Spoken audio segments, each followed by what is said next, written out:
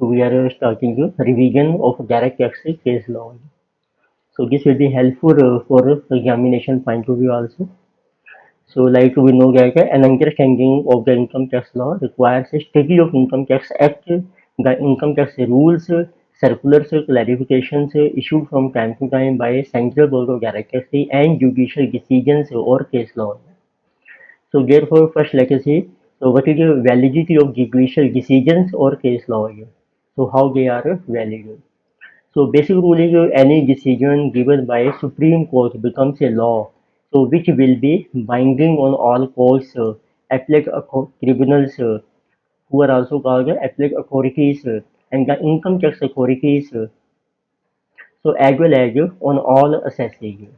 So the following points are relevant. So let us say in this case, so in case of contradictory judgments of Supreme Court, suppose there are two judgments of Supreme Court, then a decision of a larger bench shall prevail. So in case of same bench size, decision taken later in time shall prevail. तो bench का meaning क्या है इसमें? So here bench means number of judges hearing appeal. एक में अब दो judgement है आपकी, एक में 3 जजेज प्रेजेंट है और एक में 5 जजेज। तो लार्जर बेंच है, जो 5 जजेज की बेंच है, तो उसका डिसीजन हमारा रेलिवेंट होगा, प्रिवेल करेगा। या फिर एक सेम बेंच साइज है, तो जो लेटर ऑन है डिसीजन, वो आपका एप्लीकेबल हो जाएगा। तो it means decision of largest bench of high court, ऐसे हाई कोर्ट का है, तो largest bench of high court is binding on all lower authorities, courts and tribunals functioning in their jurisdiction unless overruled by any bench of Supreme Court. तो high court का rule तब तक apply होता है जब तक वो मतलब ओवर रूल्ड नहीं हो गया by any bench of supreme court. So another case law in this is CIP versus Thana Electricity Supply Limited 94. So in this case, it is held that decision of one high court becomes binding force for another, but is neither binding precedent for another high court nor for courts or tribunals outside its jurisdictional area. तो it means जो high court का decision होता है तो ये binding होता है within territorial jurisdiction of that high court. Non applicability of principle of estoppel और रेस जुडिकेटा, उसका मीनिंग देखते हैं। पहले प्रिंसिपल क्या होता है रेस जुडिकेटा या principle of estoppel. It means the principle of res judicata states that when a court has heard and finally given its verdict means decision, so in the matter it cannot try the same issue with the same party। तो basic rule ये होता है इस principal का कि एक decision दे दिया है कोर्ट ने इन respect of any issue, same issue and with same party, तो उसी पार्टी के साथ उसी इशू के ऊपर हम दोबारा से डिसीजन नहीं दे सकते।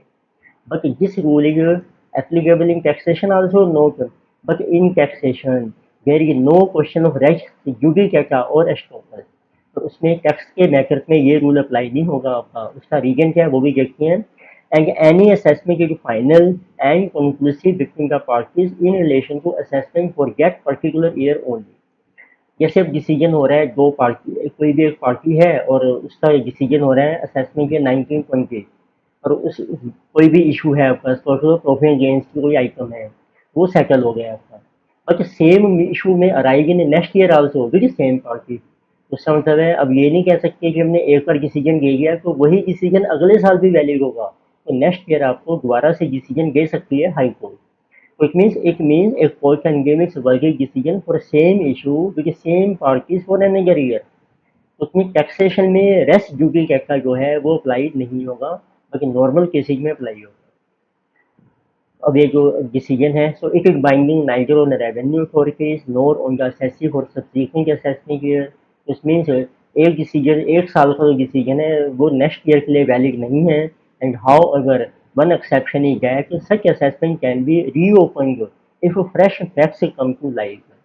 फर्दर जो डिसीजन दिया था प्रीवियस ईयर का कोई भी वो अगले साल रीओपन भी हो सकता है, लेकिन कोई फ्रेश फैक्ट्स आपको पता लगते हैं। तो ये हमने डिस्कस किया कि जो जुडिशियल डिसीजन है कोर्ट के, सुप्रीम कोर्ट, हाई कोर्ट के, वो किस तरीके से वैलिड होते हैं।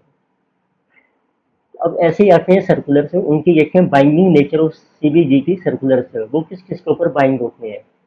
तो नंबर 1 इज असेसिंग ऑफिसर। तो assessing officer is bound by a circular even if it deviates from law and is invalid. कई बार क्या है, सर्कुलर आपका डिफरेंट है, जो लॉ की प्रोविजंस है और ये इनवैलिड है, बट असेसिंग ऑफिसर को फॉलो करना पड़ेगा. तो if a circular deviates from law and is beneficial to assessee, the assessing officer is bound to follow the circular and such circular is valid in law. ये तो क्या है, circular के base पर असेसिंग को बेनिफिट मिल रहा है, तो वो फिर असेसिंग ऑफिसर को अप्लाई करना पड़ेगा, because assessing officer is bound by circular. However, the assessee can file a writ petition to High Court against such a circular and High Court will quash such a circular. अगर assessee जो है वो petition file कर सकते हैं high court में, तो उस केस में हाई कोर्ट इस सर्कुलर को जो है क्वैश कर सकते हैं, इट मीन्स रिजेक्ट कर सकते हैं. वैसे ही है commissioner of income tax CIT. The CIT is not bound by the CBDT circulars while exercising his revisional power under section 263 और 264 और power under section 273A. तो रिवीजन जब आप करते हैं अगर के उसमें ये सर्कुलर अप्लाई नहीं होगा, और जब कोई पेनल्टी चार्ज होती है 273A में. तो CIT appeals is not bound, ऐसे कमिश्नर ऑफ इनकम या जो अपीलेट अथॉरिटी है, it is also not bound bye a circular which affects is his appellate discretion but is bound by administrative circular. तो कोई ऐसा circular जो उसके appellate description को मतलब है इफेक्ट करता है, तो उसके लिए बाउंड नहीं है, बाकी जो एडमिनिस्ट्रेटिव सर्कुलर हैं government are bound to CIT. फिर आता है income tax appellate tribunal, high court, supreme court. तो ITAT, high court, supreme court not bound by circulars as they are not income tax authorities नहीं है ये, तो they can give their judgment ignoring the CBDT circular. ये हमने discuss किया circular की binding nature. वैसे सेक्शन 119 में कवर होता है binding nature of circular issued by CBDT. तो वो देखते हैं क्या है, उसमें बेसिक रूल भी यही है, circulars are not meant for contradicting or nullifying any provision of the statute. So they are meant to mitigate the rigor of application of a particular provision. So long as the circular is in favor, it would be binding on the departmental authorities to ensure a uniform and proper administration and application of the act. तो normally circular कभी applicable होते हैं जब ये beneficial होते हैं. तो ऐसे केस लॉ का CIT versus Hero Cycle private limited में सर्कुलर से issued by CBDT are legally binding on the revenue authorities, means जो इनकम टैक्स अथॉरिटीज हैं. Circulars can bind the IPO, we call the assessing officer, but will not bind the appellate authority or the tribunal or the court or even the assessee. UCO bank versus CIT में भी decision था, circular issued under section 119 can not be adverse to assessee, ये assessee के favour में होना चाहिए, and power is given for the purpose of just proper and efficient management of work of assessment. ये हमने देखा कि जो हाई कोर्ट, सुप्रीम कोर्ट और जो सर्कुलर्स हैं उनकी क्या क्या एप्लीकेबिलिटी है. तो अब स्टार्ट कर रहे हैं. सबसे पहले केस लॉ है सेक्शन 10(8) के अंदर. इसमें है CIT वर्सेस टेक्नोलॉजीज लिमिटेड 2018. इसमें केस लॉ की प्रोविजन है, H D expenditure income in foreign exchange for provision of technical services outside India which is deductible for computing export turnover be excluded from total turnover also. तो जो भी आप foreign exchange में expenditure करते हैं for providing technical services outside India, तो वो हम डिडक्ट कर रहे हैं एक्सपोर्ट टर्नओवर में से, वो कम हो जाएगी. अब सेक्शन 10(a) में आपको डिडक्शन मिलती है proportionately export turnover to total turnover. तो क्या ये हमने एक्सक्लूड करनी है टोटल टर्नओवर में से भी? तो उसका डिसीजन है yes. Expenses incurred in foreign exchange for providing the technical services outside India are also to be excluded from total turnover. तो टोटल टर्नओवर में से माइनस करने हैं और अपने एक्सपोर्ट टर्नओवर में से भी माइनस करने हैं. तो अब देखते हैं सैलरी से रिलेटेड केस लॉ है. तो CIT versus Shankar Krishna 2012. Notional interest on security deposit to be included in the perquisite value house given to the employee और नॉट. इसमें क्या है आपका, an interest free security deposit is given to landlord employee in respect to residential premises taken on rent by employer. Employer ने employee से property hire की है, rent पे ली है, और उसके लिए उसने इंटरेस्ट फ्री सिक्योरिटी डिपॉजिट दिया है. तो मीन्स एक तरीके से एम्प्लॉई को बेनिफिट हो रहा है, उसको डिपॉजिट मिल रहा है और उसके ऊपर उसको कोई इंटरेस्ट भी पे नहीं करना है. तो क्वेश्चन ये है कि अब जितना इंटरेस्ट बनता है जिसको कि notional interest on security deposit, क्या वो उसके लिए पर्क मानी जाएगी? और पर्क वैल्यू ऑफ हाउसिंग क्या आपने उसमें इंक्लूड करना है आपने? उसका रूल है act section 17 the perquisite value of house provided by the employer shall be the actual amount to lease rent. उसका रूल ये है कि एक्चुअल जो लीज रेंट एम्प्लॉयर पे कर रहे हैं और 15% ऑफ सैलरी विच एवर की लोअर, वही आपकी वैल्यू मानी जाती है जब हम रेंट पे लेते हैं। हेंस नोशनल इंटरेस्ट जो है on security deposit shall not be included in value of perk. जो आपने सिक्योरिटी डिपॉजिट किया ना एम्प्लॉयर ने एज एन टेनेंट, और जो एम्प्लॉय को मिल रहा है तो उसके ऊपर जो उसको बेनिफिट हो रहा है इंटरेस्ट का, क्योंकि उसको पे नहीं करना पड़ा है, तो वो हम पर्क में नहीं इंक्लूड करेंगे। थर्ड, CIP TGS वर्षे के डायरेक्टर गेली पब्लिक स्कूल 2011।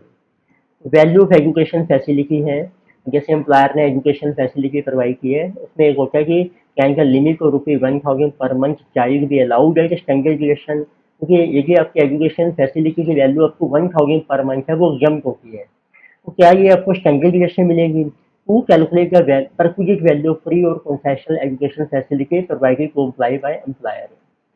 उसमें ये रूल है the perquisite value shall be nil if up to ₹1000 per month per child, and it is fully taxable if value is more than 1000 per month per child, that is no standard deviation of ₹1000 shall be allowed। जैसे कि value 1200 है ना, तो वो पूरी taxable हो जाएगी, उसमें से 1000 की आपको डिडक्शन नहीं मिलेगी। तो ये बेसिक रूल है। ये आपको 1000 से कम है, अप टू 1000 है, फिर तो फुली एग्जाम्प्ट है, उससे ज़्यादा है 1 रुपया भी, तो फुली टैक्सेबल हो जाएगी। CIP वर्सेस लाला श्रीधर 1972 का केस है, इंश्योरेंस प्रीमियम से रिलेटेड है। Regular payment of insurance premium on personal accident insurance policy को apply is a perquisite. Employer ने एक इंश्योरेंस पॉलिसी ली है सभी एम्प्लॉइज की, उसका वो प्रीमियम पे कर रहे हैं, तो क्या ये बेनिफिट माना जाएगा एम्प्लॉय के लिए? The employees take such policy in their business interest only. तो एम्प्लॉयर्स जो हैं वो पॉलिसी लेते हैं अपने इंटरेस्ट के लिए, and no immediate benefit will become payable to employee. Employee को कोई इमीडिएट बेनिफिट नहीं है इसका, hence the premium so paid will not constitute a taxable perk in the employee hand. तो एम्प्लॉय के लिए फर्क नहीं मानी जाएगी। तो मेन आपको क्या रखना है, डिसीजन याद रखना है, जो केस लॉ का डिसीजन है ना।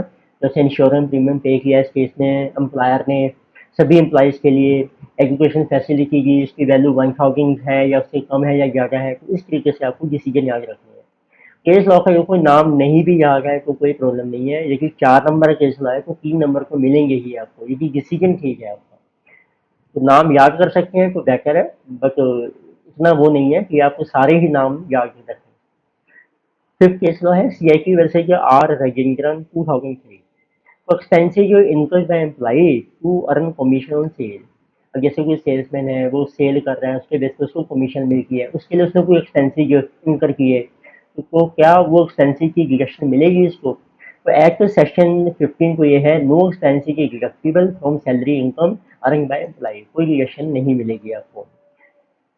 It means since the commission is taxable as salary, no deduction is allowed in respect of any expenditure into to earn such a commission। जैसे इसमें केस लॉ क्या था, एक एम्प्लॉई है manager receives commission as percentage on volume of sale effected by him whether expenses income to earn का commission are allowed at deduction from such income, क्योंकि है जो नो डिडक्शन इज अलाउड। तो full commission जो मिल रही है ना सारी की सारी टैक्सेबल है। एक्सपेंसिव क्या होते हैं, जैसे पेट्रोल का एक्सपेंस हो गया तो उसकी डिडक्शन नहीं मिलेगी। यानी क्या रही CIP वर्सेज शिव चरण माथुर 2008।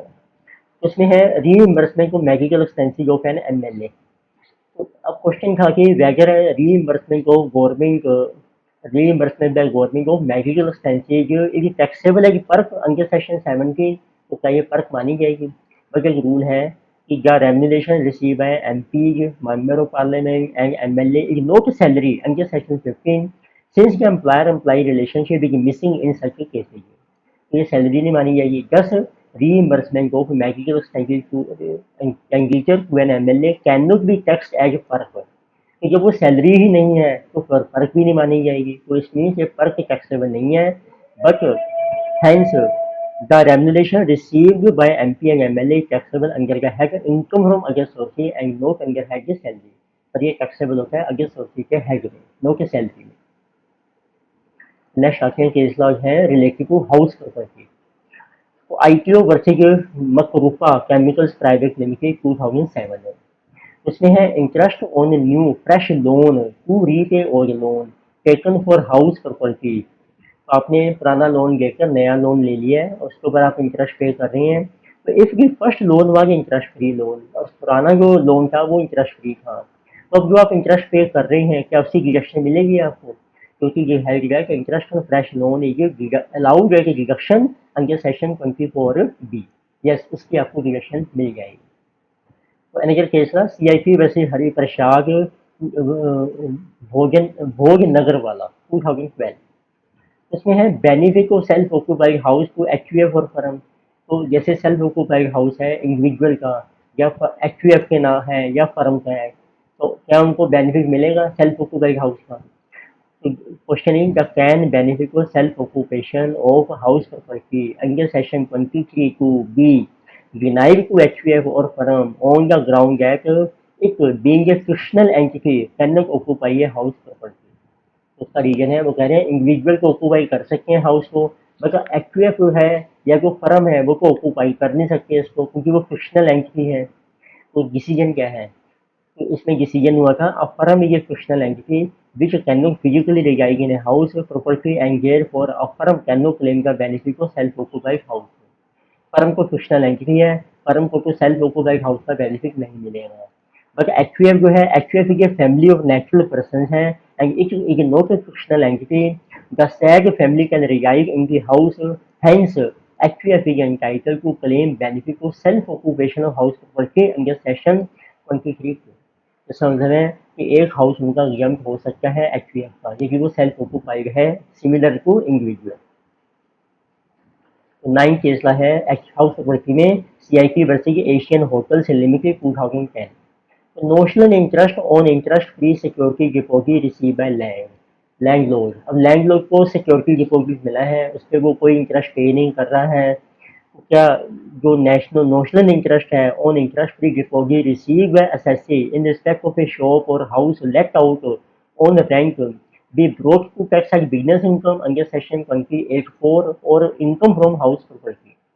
तो उस सिक्योरिटी डिपॉजिट पे जो इंटरेस्ट बन गया ना मार्केट रेट के हिसाब से, पर उसको मिल नहीं रहा है, तो क्या वो हम इसका टैक्सेबल करेंगे एज बिजनेस इनकम या इनकम फ्रॉम हाउस प्रॉपर्टी? तो it has that the notional interest on fixed deposit that may be placed by the tenant with the landlord is not rent, वो रेंट पे है नहीं, and is neither taxable as business income nor income from house property. तो वो ना ही आपकी जो rental income है तो इसका मतलब ना ही बिजनेस इनकम मानी जाएगी ना ही प्रॉपर्टी से इनकम मानी जाएगी क्योंकि वो आपको रिसीव नहीं हो रहा है, इंटरेस्ट फ्री डिपॉजिट मिला है आपको। Another case law new Delhi hotel से लिमिटेड वर्सेज ACIG 2014। तो rental income from unsold flat, जैसे बिल्डर्स होते हैं उन्होंने फ्लैट बना लिए हैं तो अब वो कुछ अनसोल्ड हैं तो उन्होंने उसको रेंट पे दे दिया है, तो वो किस हेड में टैक्सेबल होगी? So whether the rental income derived from the unsold flats shown as a stock in trade in the books of the assessee would be taxable as business income or income from other sources। अब जो unsold flats है ना वो हमारा stock है business का, stock in trade. तो where the letting out is not the business of assessee। अब जो लैकिंग आउट है हमारा बिजनेस क्या है कि फ्लैट बनाकर उसको सेल करना है, उसको लैक आउट नहीं करना है। तो सबको लैकिंग आउट जो है is not business of assessee। Therefore the rental income means being rent that is expected rent or actual rent from unsold flats which were shown as a stock in trade in the books of the assessee should be assessed as income from house property। तो वो फिर business income नहीं मानी जाएगी, income from house property मानी जाएगी। अभी हम आगे डिस्कस करेंगे जब आपका बिजनेस है लैकिंग आउट का, ये जो बिजनेस है उससे जो रेंटल इनकम है वो बिजनेस इनकम मानी जाएगी। फर्नीचर केस का है CIP versus GK investors limited 2012। तो composite services provided along with building given on rent. अपनी बिल्डिंग रेंट पे की है, साथ में हम कुछ सर्विसेज भी प्रोवाइड कर रहे हैं। तो whether service charges collected by a company from the tenants as per rental agreement will be taxed under house property और इनकम फ्रॉम अदर सोर्सेज। अब आपको रेंट भी मिल रहा है प्लस कुछ सर्विस चार्जेज भी आपको मिल रहे हैं, तो वो किस हेड में टैक्सेबल होंगे सर्विस चार्जेज? सर्विसेज किस टाइप की हैं? Services are in respect to lift है, कॉमन एंट्रेंस है, main road leading to the building, drainage facility, open space, air condition facility etcetera. तो एक है जैक Service charges are to be considered as part of rent received and taxable under the head income from house property. क्योंकि सारी services जो है ये house से रिलेटेड है, आपकी एक्स्ट्रा नहीं है, तो इसमें वो भी आपकी रेंटल इनकम ही मानी जाएगी और हाउस प्रॉपर्टी के हेड में ही टैक्सेबल होगी। Another case law, Chennai Properties and Investment Limited versus CIT 2015। ये बड़ा इंपॉर्टेंट केस ला है। Main object of business is letting out of property. जब आपका बिजनेस का ऑब्जेक्ट यही है कि आपने प्रॉपर्टी को कंस्ट्रक्ट करके या परचेज करके उसको लेट आउट करना है, उससे जो इनकम आएगी वो हाउस प्रॉपर्टी के हेड में टैक्सेबल नहीं होगी, वो बिजनेस इनकम मानी जाएगी। तो पहले तो देखते हैं क्या है। Assessee was engaged only in the business of renting its properties and earning rental income। सिर्फ उसको रेंटल इनकम आ रही है। तो it is held that since the business of the company to acquire, hold and lease out its property and earn rental therefrom, the rental income earned by company is chargeable to tax as its business income। ये business income मानी जाएगी and not income from house property. So it means, but when letting out is not the core main business नहीं है, लेकिन letting out then it is not business income but it is income from house property। अब आपको ध्यान रखना है जब भी ये लिखा है कि आपका लेटिंग आउट जो है वो मेन बिजनेस है आपका, फिर को आपकी बिजनेस इनकम है, लेकिन मेन बिजनेस नहीं है या बिजनेस ही नहीं है आपका लेटिंग आउट, फिर वो आपकी इनकम फ्रॉम हाउस प्रॉपर्टी मानी जाएगी। तो एक फैसला इसमें ये भी है। तो रियाला corporation limited versus ACIT and Raj Gajarkar and associate versus ACIT, सब में यही था that rental income from the business or leasing out properties be taxable as business income और income from house property। यदि आपका बिजनेस है लीजिंग आउट प्रॉपर्टीज का तब तो बिजनेस इनकम है, अदरवाइज हाउस प्रॉपर्टी के इनकम मानी जाएगी। Another case law is house property deemed to be used for business not taxable as income from house property। देखिए आपका हाउस जो है बिजनेस पर्पज के लिए यूज हो रहा है, फिर उसकी इनकम जो है वो इनकम फ्रॉम हाउस प्रॉपर्टी के हेड में टैक्सेबल नहीं है, प्रॉपर्टी अगेंस्ट के हेड में जाती है। तो केस लॉ है CIP versus Shri Champalal Jivraj 95। House property given on rent by a partner to firm, partner ने फर्म को रेंट पे देगी। जैसे a HUF owns a property which has been let out to a firm carrying on business है। और जो HUF है, HUF जो पार्टनर होगा फर्म थ्रू से करेगा, जिसका मतलब है एचयूएफ पार्टनर है फर्म में, उसने अपनी प्रॉपर्टी फर्म को देगी रेंट पर। But if no rent has been charge by the HUF from the firm, हो सकता है उसने रैंक चार्ज किया या नहीं किया। तो क्वेश्चन है नो रैंक की charge whether giving the rental income of HUF is taxable as income from house property, और if HUF has a charge the rent for use of the premises of the firm, that the rental income is taxable as income from house property। तो आपने rent charge किया है या नहीं किया तो आपने बताना है क्या वो रेंटल इनकम प्रॉपर्टी में आएगी। तो under section 22 the property occupied for the purpose of own business or professional assessing not chargeable to tax as income from house property. हमारा रूल है देखिए प्रॉपर्टी आपकी बिजनेस में यूज हो रही है या प्रोफेशन में, फिर तो वो टैक्सेबल नहीं है। So it is held that where the Karta of the HUF is a partner in the firm and the HUF as a partner has given his property to the firm, so who carry on business, the said property shall be deemed to be used for own business। तो कहते हैं partner और जो firm है ना वो दोनों same ही person है, तो पार्टनर ने फर्म को दी बिजनेस के लिए, तो समझो वो बिजनेस में यूज हो रही है। Therefore actual or gain rental income of partner from property given to the firm for its business is not income from house property। तो वो हाउस प्रॉपर्टी के हेड में टैक्सेबल नहीं होगी क्योंकि बिजनेस के लिए यूज हो रही है। एनिकल केस लॉ है सीआईटी वर्सेस जीसीएम लिमिटेड 1966 में, प्रॉपर्टी हाउस और quarters given by owner of house to employees of own business है। यहाँ पर हमने अपने ही एम्प्लॉइज को दिए हैं।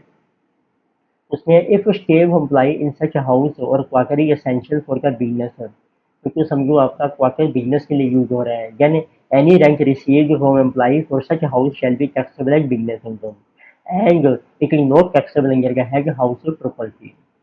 कोई और केस लॉ है, इसमें देखिए आपका उनका स्टे ऑफ एम्प्लॉय असेंशियल नहीं है बिजनेस के लिए, फिर वो हाउस प्रॉपर्टी के हेड में टैक्सेबल हो जाएगी।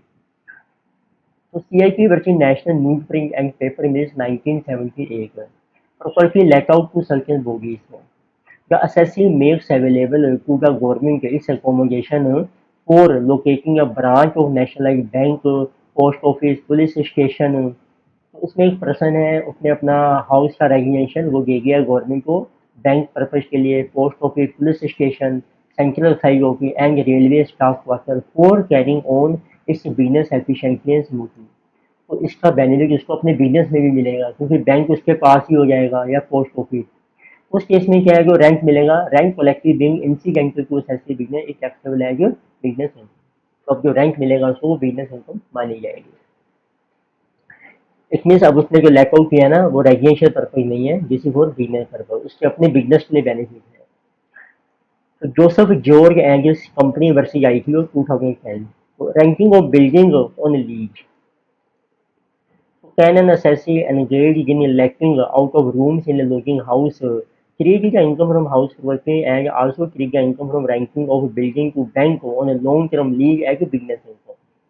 तो आपने लॉजिंग हाउस को रूम लिए हैं रेंट पे, तो क्या हम हाउस प्रॉपर्टी की इनकम ले सकते हैं और उसमें इनकम फ्रॉम रेंटिंग और बिल्डिंग, और एक बिल्डिंग दी है बैंक को लीज पर, तो क्या वो बिजनेस इनकम मानी जाएगी? तो लॉजिंग जो है आपका वो तो बिजनेस है। हाउ अगर letting out building to bank on long term lease is not business. Therefore, rental income जो है from bank has to be assessed as income from house property। अब इसमें जो बैंक को दिए ना अपने, इसमें हमारे अपने बिजनेस में कोई बेनिफिट नहीं बताया इन्होंने, तो सिंपल हम लीज पे कह रहे हैं रेंट के ऊपर, तो ये हाउस प्रॉपर्टी की इनकम मानी जाएगी। अभी ऊपर किया था हमने कि हमने बैंक को दी है और उसका बेनिफिट क्या है, हमें अपने बिजनेस के लिए मिल रहा है for carrying on it's business efficiently and smoothly, तो फिर वो आपकी बिजनेस इनकम बन जाएगी। तो ये दोनों में डिफरेंस है, ध्यान रखना है आपने। फिर आता है कि CIP versus NVR warehousing private limited 2015 lacking out of godown. जैसी कंपनी जो मेन बिजनेस है carrying on business of warehousing, अब आपका बिजनेस यही है warehousing or lacking and ranking of godown and providing facilities for storage of article or things. तो अब इस केस में whether rental income from lacking out of godown income from house property it shall be taxable है, business income मानी जाएगी क्योंकि ये business purpose है हमारा and no tax income from house property.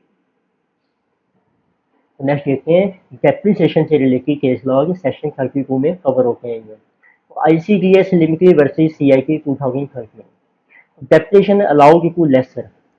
वैसे तो देखो लेसर होता है कि जो डेप्रिसिएशन लेसर के पास ओनरशिप होती है तो लेसर को मिलती है, पर कुछ केसेस में लेसी को भी मिल जाती है, वो देखते हैं, इंटरेस्टिंग केस लॉ है। तो पहला केस लॉ है depreciation allowed to lessor, can depreciation on leased vehicles be denied to lessor on the ground that the vehicles are registered in the name of the lessee and that the lessor is not the actual user of the vehicles?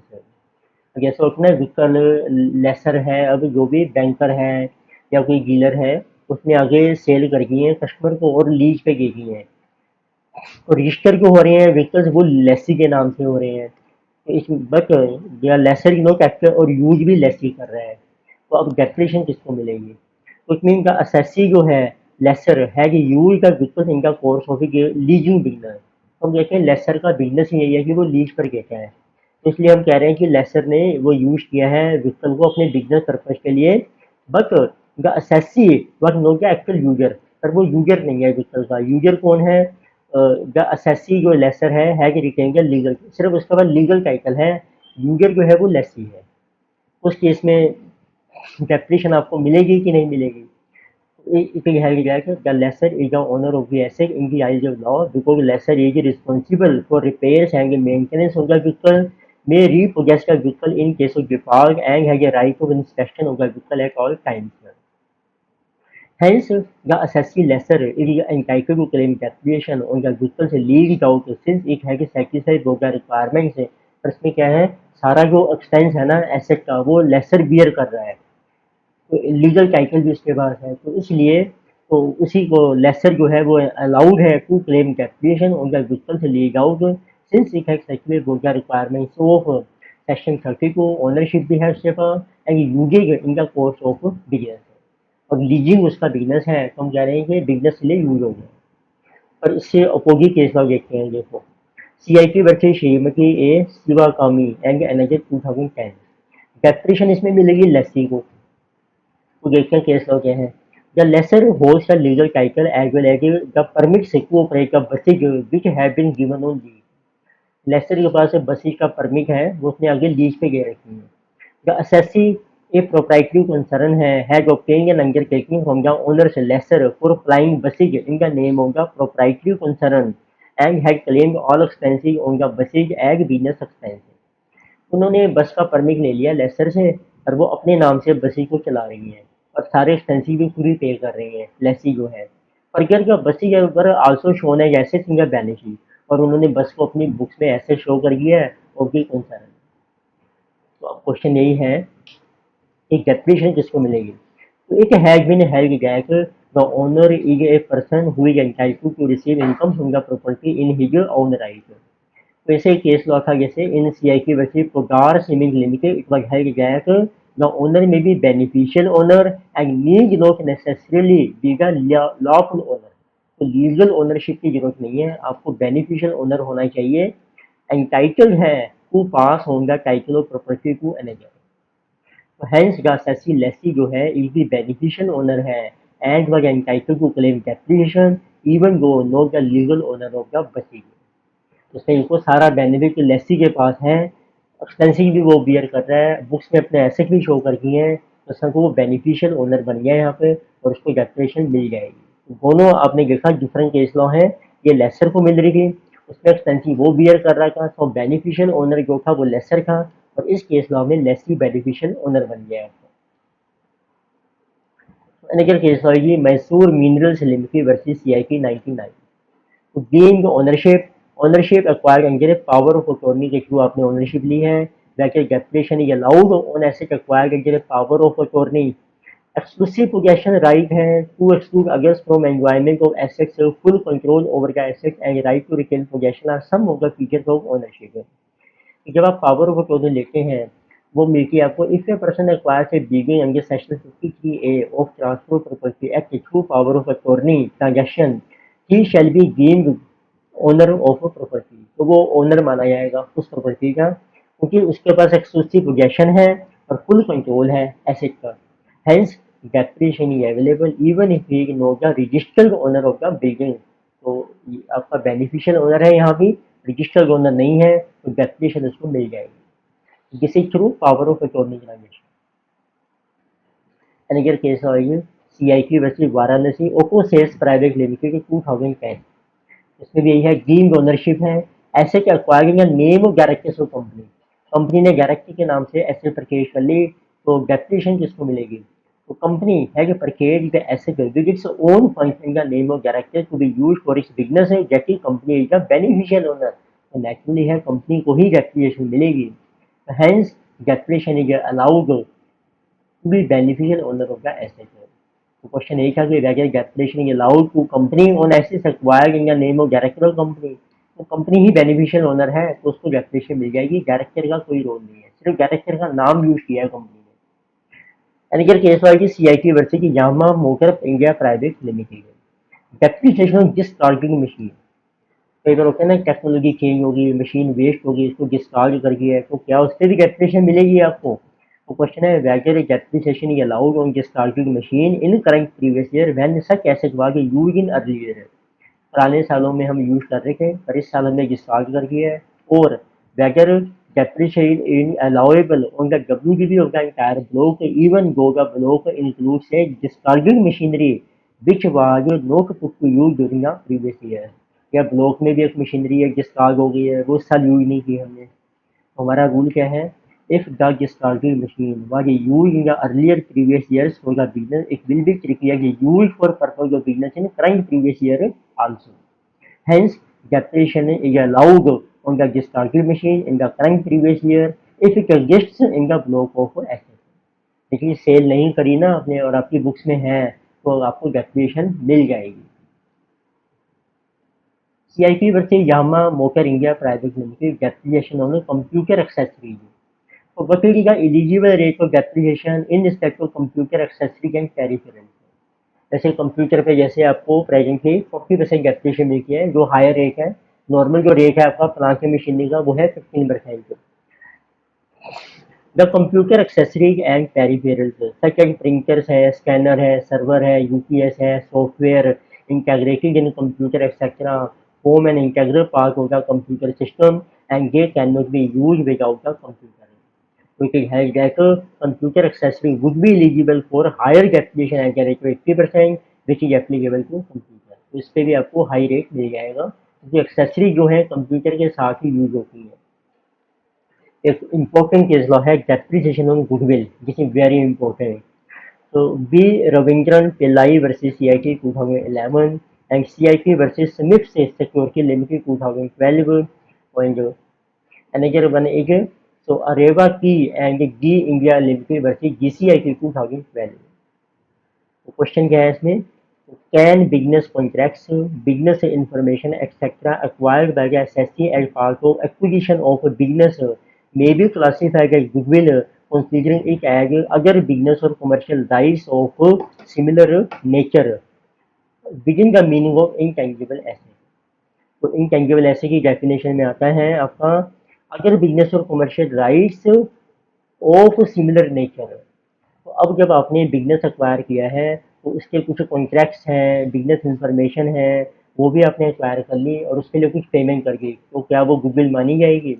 Decision ये है assessing company acquired business and some payment was made for acquisition of various business and commercial rights such as business claims हैं, business information है, business records हैं, contracts हैं, skilled employees हैं, know how है, which has been shown as a separate asset namely goodwill, और उसको आपने goodwill के नाम से शो कर दिया है। So these intangibles are in the nature of other business or commercial rights of a similar nature, which may be classified as goodwill. Hence, goodwill is an intangible asset है and depreciation is allowed under section 32(1). Depreciation आपको मिल जाएगी goodwill के ऊपर। इसको कहते हैं purchase to goodwill, जब आप बिजनेस एक्वायर करते हैं। मैनेजर केस लॉ है तो Mathrubhumi printing and publishing company and daily press Patra Prakashan limited 2016। इसमें ये था point printing and publication of books वगैरह की manufacture and eligible for additional depreciation. तो क्या जो बुक्स का बिजनेस है प्रिंटिंग एंड पब्लिकेशन, क्या वो मैन्युफैक्चर माना जाएगा? और यदि मैन्युफैक्चर है तो आपको एडिशनल डेप्रिसिएशन मिल जाएगी। क्योंकि है that printing and publishing activity एक मैन्युफैक्चरिंग एक्टिविटी है and therefore assessee eligible for grant of additional depreciation under section 32(1) clause 2A।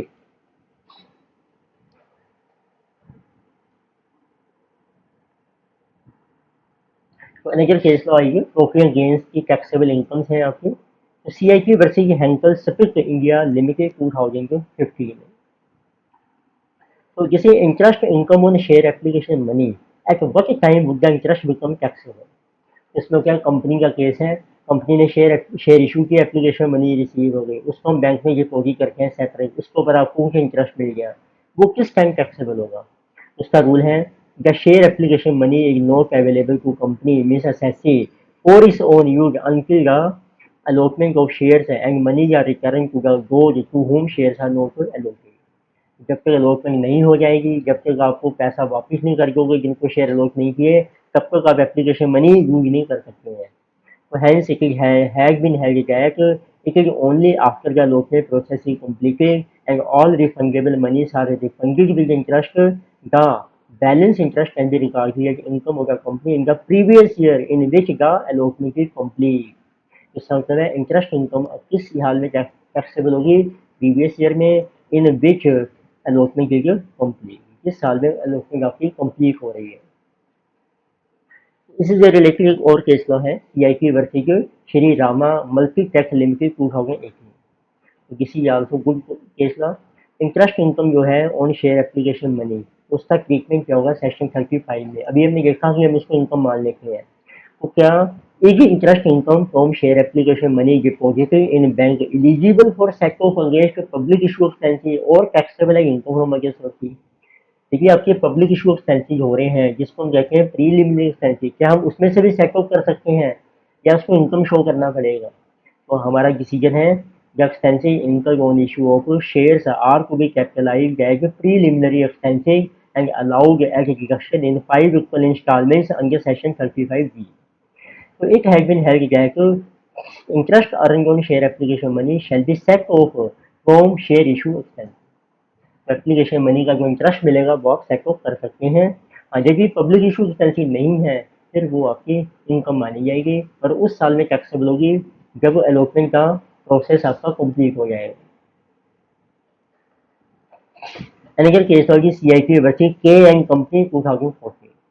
So interest income on margin money deposited with bank for obtaining bank guarantee to carry on business is a taxable as business income. तो आपने bank से जैसे guarantee लेनी है, हमें कुछ margin money deposit करनी पड़ती है बैंक के पास, उसके ऊपर कुछ इंटरेस्ट मिल जाता है हमें, तो क्या वो बिजनेस इनकम मानी जाएगी? तो it has been held that margin money requirement was an essential element, तो ये एसेंशियल एलिमेंट है for obtaining the bank guarantee to carry on business. So if the assessee had not furnished a bank guarantee, it would not have got the contract for running the business. So hence the interest income would be taxable as business income. ये business purpose ही माना जाएगा। CIP versus Nawa Shahar central cooperative bank limited 2007। Interest income of bank from non SLR securities taxable as business income or income from other sources. हर bank को ना एक SLR ratio होती है ना, स्टेट्यूट की लिक्विडिटी रेशो, जैसे 19% चल रही है, वो मेंटेन करनी पड़ती है, तो उससे कुछ इनकम आती है, उसमें जो आप इन्वेस्टमेंट करते हो, अब वो आपकी बिजनेस इनकम है या अदर सोर्सेज है। The investments made by banking concern are part of business of banking, वो बैंकिंग के बिजनेस का ही पार्ट है, hence interest from non SLR securities or investment of bank are taxable as business income. Tamil Nadu tourism development corporation limited versus GCIT, franchise fees for lacking out of hotel. कोई company है, उसने अपने hotels के आगे franchise दे दी है और उसको let out, उससे उसको फीस मिल रही है। अब वो जो फीस है वो किस टाइप की इनकम मानी जाएगी? पहले क्वेश्चन देखते हैं क्या है। Whether income by way of franchise fee it is taxable as income from business or as income from house property. तो केस लॉ क्या है इसमें? The assessing company has leased some of its loss making hotel units to various franchisees for a consideration with a display of its name above the name of the franchisee in the name board, और उसका नाम भी display होगा उसमें, and the quality of food supplied maintenance rooms and building to be followed by the franchisee at the direction of the assessing company, और franchisee को assessing company की direction भी फॉलो करनी पड़ेगी, मीन्स फ्रेंचाइजर की। तो इसका मतलब ये है कि तो अब उसने जो फ्रेंचाइज की सारी है वो बिजनेस से रिलेटेड है, सिर्फ रेंटल है, so it is held that the assessee had not simply leave the land and building but continue to be in the business through the franchise, क्योंकि वो फ्रेंचाइजी को इंस्ट्रक्शन दे रहा है, अपना नाम भी यूज कर रहा है, तो समझो फ्रेंचाइजी के थ्रू वो अपना बिजनेस चला रहा है। Hence income from franchisee fee is in the nature of business income and not income from house of property, ये बिजनेस इनकम मानी जाएगी। कैपिटल रिसीट्स आती हैं कुछ जो टैक्सेबल नहीं होती है आपकी, नो टैक्सेबल इनकम, जिसको सीधा हम बैलेंस शीट में टैक्सेबल में ऐड करते हैं या deduct. CIT versus Saurashtra cement limited 2010। Receipt of liquidated damages. तो लिक्विडेटेड डैमेजेस क्या है? whether liquidated damages received by a company from the supplier of plant for failure to supply the machinery to the company within stipulated time।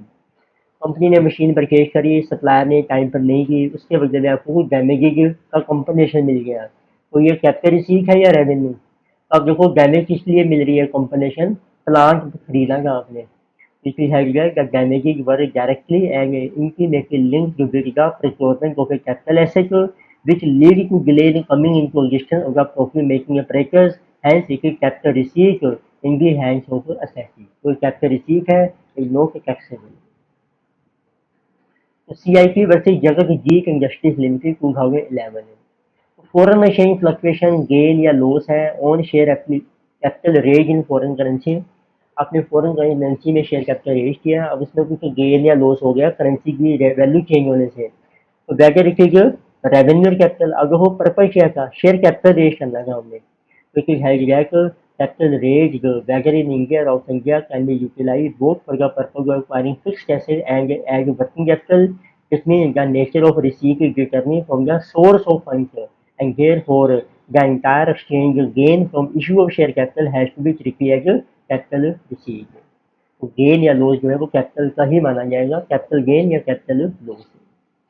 And अगर बनेगी Khanna and अनंगनम 2013।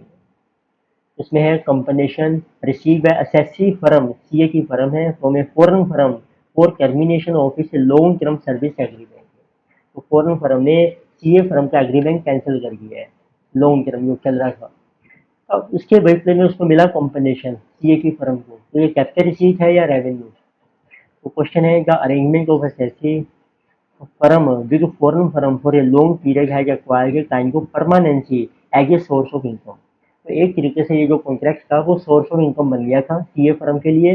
And when that source is unexpectedly terminated it amounted to the impairment of profit making structure mean source of income. तो एक तरीके से अब आपका source of income खत्म हो गया है of assessee firm, hence it is of capital nature. Section 31 में आते हैं फिर एक्सपेंसेस जो है on repair and maintenance of plant and machinery, उससे रिलेटेड केस लॉज है। तो सीआईपी वर्सेस मचागो सन्स, मीनिंग क्या होता है रिपेयर एक्सपेंस का? तो when the expenditure does not bring into existence a new asset so as to obtain a new advantage such as increased production or improved quality and there is no change in performance of the machinery and the parts that were replaced were performing precisely the same function, the said expenditure qualify as current repairs। Mean जब तक asset में improvement नहीं हो रही quality में या quantity में, तो अब तक हम उस एक्सपेंस को रिपेयर एक्सपेंस मानते हैं। ये रेवेन्यू एक्सपेंस है और ये अलाउड है as expense of business. Shanti Bhushan versus CIT 2011, इसमें क्या एक्सपेंडिचर है on heart surgery of an assessee. Assessee ने अपनी हार्ट की सर्जरी करवाई, तो क्या वो एक्सपेंडिचर जो हो रहा है उसकी उसको डिडक्शन मिलेगी बिजनेस में? तो देखते हैं। तो whether expenses of heart surgery allowed as business expense under section 31 as current repairs considering heart and plant machinery। SSC कहता है कि जो मेरा हार्ट है वो प्लांट की मशीनरी है, उसके बिना मैं फंक्शन नहीं कर सकता। इट मीन्स ये रेवेन्यू एक्सपेंस अलाउड होना चाहिए मेरा। तो डिसीजन क्या है? तो it is held that a healthy and functional human heart is necessary for a human being, irrespective of the vocation or profession, and expensive incurred to repair or impair heart would thus add to the longevity and efficiency of a human being। Decision हुआ कि जो आपका heart है वो तो हर field में जरूरी है, चाहे अपने अपने पर्सनल वर्क करना है एज ए ह्यूमन बीइंग या बिजनेस का। Further, a healthy heart will increase efficiency of human being in every field, including its professional work. Hence, the heart surgery expenses shall not be allowed as business expense of the assessee। वो आपका personal expense है, हर field में जरूरत है, तो ये business expense नहीं माना जाएगा। अनेकल case wise number 36 doctor Aswath N Rao versus ACIT 2010। इसमें था use of second hand equipment as spare part for existing equipment allowed at expense. तो एक तरह के सेकंड हैंड इक्विपमेंट खरीदा आपने, उसको as a spare part use कर लिया पुराने इक्विपमेंट में, तो क्या वो कैपिटल एक्सपेंडिचर है या रेवेन्यू है? तो it is held that purchase of second hand जो machinery for use as spare part for existing old machinery shall be allowed as revenue expense. तो हम कहते हैं एक तरीके से हम स्पेयर पार्ट ही खरीद रहे हैं, तो वो रेवेन्यू एक्सपेंस है आपका। If such machinery is to be used on a stand-alone basis, पर यदि आप उसको अलग से यूज करते हो, जो पुरानी मशीनें खरीदी है, then the expenditure will be strictly a capital expenditure, फिर तो वो है ही कैपिटल एक्सपेंडिचर आपका। CIT versus TVS Motors Limited, replacement of dies and molds being parts of plant and machinery, तो this is allowed as repair expense। क्योंकि जब आप dies and moulds को रिप्लेस करते हैं, नॉर्मली क्या होता है there is no change in performance of the machinery and that parts that were replaced were performing precisely the same function, therefore the replacement of dies and moulds has to be considered as a current repair of plant and machinery, which is called revenue expense. CIT versus Sagar टाकी से 2010, replacement of a music system allowed as repair expense। एक cinema theatre है, a cinema theater replace the old mono sound system with a new Dolby stereo system for better sound के लिए, तो क्या वो capital expenditure है revenue? It is held that there is no change in the sitting capacity of the theatre और increase in carry rate. तक आपने जब एक डोल्बी स्टीरियो सिस्टम लगाया, ना तो टिकट का प्राइस इंक्रीज किया आपने, ना sitting capacity. It mean therefore the expenditure can not be capitalise, it is revenue expense. वो सिर्फ आपका नॉर्मल बिजनेस एक्सपेंस है, नो कैपिटल।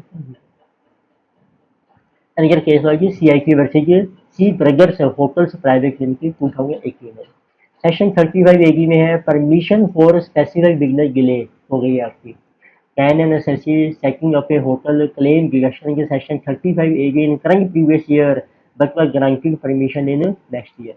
परमिशन मिली नहीं, आपने बिजनेस शुरू कर दिया, परमिशन मिली अगले साल, तो क्या इस साल जो बिजनेस है प्रॉफिट है उसकी डिडक्शन ले सकते हो आप 35 एगी में? तो आपका रूल है under section 35 A G deduction is available from the previous year in which assessee commencing operation of the specific business that is hotel business. Hence, the assessee is entitled to claim the deduction under section 35 AG in the current previous year. तो जिस year से आप अपना operation start करेंगे उसी साल से आपको डिडक्शन मिल जाएगी एक्सपेंस की। Berger Paints India Limited versus CIT section 35 की share premium not part of capital employed जो कुछ 35 बी में आते हैं preliminary expenses under section 35 B का limit on preliminary expenses allowable is 5% को कैपिटल एम्प्लॉयड। तो एक हैज बीन हेल्ड जाएगा share premium collected by assessee on is subscribe issued share capital could not be part of capital employed in the business of the company for the purpose of section 35 B. यहाँ हम लेते हैं सिर्फ capital employed जो है business में है और शेयर प्रीमियम आपका बिजनेस में एम्प्लॉयड नहीं है तो वो आपने कैपिटल एम्प्लॉयड में कंसीडर नहीं करना है। फिर आते हैं सेक्शन 36 में कुछ हमारे अलाउएबल एक्सपेंसिव कौन कौन से हैं। तो Shasun Chemicals and Drugs Limited versus CIT. तो section 36(1) clause 2 payment of bonus और कमीशन टू एम्प्लॉइज। तो आप कमीशन पे करते हैं बोनस एम्प्लॉइज को। Bonus give to employees is paid to a trust and such amount is subsequently paid to the employees before the stipulated due date would the same be allowed as expense under section 36(1) while computing business income। इसमें rule होते हैं ना जो भी bonus है या commission देनी है एम्प्लॉइज को वो ड्यू डेट तक पेमेंट हो जानी चाहिए। तो आपका रूल ये है at section 36(1) and section 43 B the bonus to employees is deductible if payment to employees has been made before due date of return under section 139(1) even though it is paid through trust. क्या trust के थ्रू भी payment कर रहे हैं और employ को payment हो जानी चाहिए ड्यू डेट से पहले। Hence, amount of bonus to employee paid to a trust who make payment to up to due date is allowed as expense। तो वो allowed हो जाएगा as expense। A Murali and company private limited versus ACIT 2013 इसमें भी है section 36(1) clause 3 interest on borrowed capital और funds. Company has borrowed funds and given as advances to directors without any increase in the return and performance of the company। Company ने loan लेकर director को दे दिया पर उससे company की performance के ऊपर कोई इफेक्ट नहीं पड़ा, कोई बेनिफिट नहीं हुआ। तो इट मीन्स तो अब क्या ये एक्सपेंस माना जाएगा कंपनी का? It is held that the borrowed funds have not been used for business purpose hence amount of interest borrowed capital was not deducted. ये कंपनी का एक्सपेंस नहीं है बल्कि डायरेक्टर के वो बेनिफिट दे रहे हैं हम, उसको आपने लोन दिया है फ्री में। तो Taparia tools limited versus joint commissioner of income tax 2015 ये भी सेक्शन 36(1) है। आपको फ्रंट के इंटरेस्ट पे होंगे बैंक है, ये भी अच्छा केस लॉ है। इसमें कहा SSC issued non convertible debenture and paid interest eight one time upfront payment for 5 year. SSC ने क्या किया डिबेंचर इशू किए पूरे 5 साल का इंटरेस्ट लमसम में दे दिया डिबेंचर होल्डर को। तो अब क्वेश्चन है कि can entire interest be allowed at deduction in the first year itself. तो क्या ये पहले साल एक्सपेंस माना गया सारा और allowed over the life of the debenture being 5 year या उसको 5 साल की लाइफ में डिवाइड किया गया है। But it is held that assessee would be entitled to deduction of the entire interest paid in the same year in which the amount was actually paid। तो उसकी डिडक्शन आपको जब आप इंटरेस्ट पे करते हैं ना तो उसी साल में डिडक्शन मिल जाती है। ऐसे सेक्शन 43 बी में ड्यू डेट ऑफ रिकरिंग का आपने इंटरेस्ट की पेमेंट करनी होती है फाइनेंशियल इंस्टीट्यूशंस को, इससे डिडक्शन आपको मिल जाएगी क्योंकि आपने पूरा इंटरेस्ट पे कर दिया है। अगर केस होगी Madhav Prasad Jakia versus CIT 1979 and JK Synthetics Limited versus CIT 2014 ये दो केस लॉग हैं। ये सेक्शन 36(1) है। Holding company as a guarantor pays interest loan taken by से subsidiary being defaulter is interest deductible as expense under section 36(3) देखो holding company ने guarantee दी थी सब्सिडरी की, अब उसने सब्सिडरी ने डिफॉल्ट कर दिया है, तो होल्डिंग ने इंटरेस्ट पे कर दिया है, तो क्या उसको रिडक्शन मिलेगी? It is held that where a holding company has a deep interest in its subsidiary and advancing money to the subsidiary and the same is used by the subsidiary for its business purpose, the lending holding company will be entitled to deduction of interest on its borrowed funds as expense. तो समझो कि जो subsidiary है उसमें holding का 100% interest है, तो समझो होल्डिंग ने जो लोन दिया है वो अपने लिए ही उसने यूटिलाइज किया है, तो उसको रिडक्शन मिल जाएगी इंटरेस्ट की। CIT versus tulip star hotels limited 2011 में, तो सेक्शन 36(1)(3) है ये भी। होल्डिंग कंपनी पे interest on borrowed funds for investing in equity share subsidiary, इसमें होल्डिंग कंपनी ने सब्सिडरी के शेयर खरीदे, उसके लिए मनी बोरो कर ली, मतलब इन्वेस्टमेंट करने के लिए। तो which informed to exercise effective control of new hotel, तो उससे वो कंट्रोल करेगी नए होटल का। Acquired by the parent company under इस management is interest allowed as expense. अब जो आपको कंट्रोल मिला है तो उसके थ्रू अब आप जो है मैनेजमेंट का कंट्रोल करेंगे, तो उसका मतलब है एक तरीके से इफेक्टिव कंट्रोल होगा बिजनेस के ऊपर। तो क्या हम ये माने कि जो आपने पैसा लोन लिया है शेयर खरीदने के लिए वो बिजनेस में यूज हो रहा है? It is held back since the subsidiary company was formed to carry on business of the parent company in a more effective manner, it means the borrowed funds are used for the business activity. इसका मतलब है जो loan है वो business के लिए use हुए हैं, hence the interest expenditure was for business purpose and was just allowable as expense under section 36(1)(3). Another case law, PCIT versus Reebok India Company 2018 में, section 36(1)(3), interest on a loan given as a interest free advance to third parties। आपने third party को advance दे दिया interest free, पर आपने bank से loan लिया होगा, उसका इंटरेस्ट आप पे कर रहे हो, इंटरेस्ट पेड अलाउड है एक्सपेंस और note as per section 36(1)(3), the borrowed funds have been used for purpose of business, interest भी अलाउड है एक्सपेंस। तो जब आप थर्ड पार्टी को दे रहे हो ना, जैसे सप्लायर वगैरह होते हैं, वो बिजनेस पर्पस के लिए दे रहे हैं, तो उस केस में आपको डिडक्शन मिल जाएगी। So this was our first lecture on case law with quick revision.